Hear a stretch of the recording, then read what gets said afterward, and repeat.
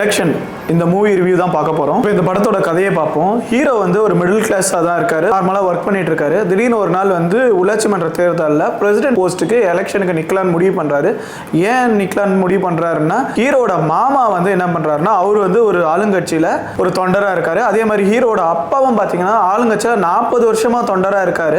ஹீரோட மாமா வந்து அந்த ஆளுங்கட்சியில வந்து வாரிசு அரசியல் பண்றது தெரிஞ்சுட்டு அது பிடிக்கலன்றதுனால அவங்களை எதிர்த்துட்டு யாரையா ஒருத்தரை நிக்க வச்சு இந்த எலெக்ஷன்ல வின் பண்ண வைக்கணும், இந்த வாரிசு அரசியல உடைக்கணும்ன்றதுக்காக வெளியில வந்து ஆளை தேடுறாரு. கடைசியில் அவருக்கு என்ன தோணுதுன்னா, ஹீரோட அப்பா வந்து எலெக்ஷன்ல யாருக்கு சப்போர்ட் பண்றாரோ அவங்க தான் வந்து அந்த எலெக்ஷன்ல ஜெயிப்பாங்க. ஹீரோவையே நிக்க வச்சோம்னா ஹீரோட அப்பாவோட செல்வாக்குல ஹீரோ வந்து வின் பண்ணிடுவாருன்னு நினைச்சிட்டு ஹீரோ வந்து ஃபோர்ஸ் பண்றாரு. ஹீரோ ஒத்துக்க மாட்டாரு. ஹீரோட அப்பாவும் வந்து அந்த அரசியல் கட்சியில அசிங்கப்படுறாரு. இது ஹீரோ வந்து எலெக்ஷன்ல நிக்க முடிவு பண்ணிட்டு எலெக்ஷன்லயும் நிக்கிறாரு. அவர் மீண்டு வந்தாரா, திருப்பி எலெக்ஷன்ல நின்னாரா, ஜெயிச்சாரா, இல்ல வேற ஏதாச்சும் பண்ணாரான்றது இந்த படத்தோட மொத்த கதையே.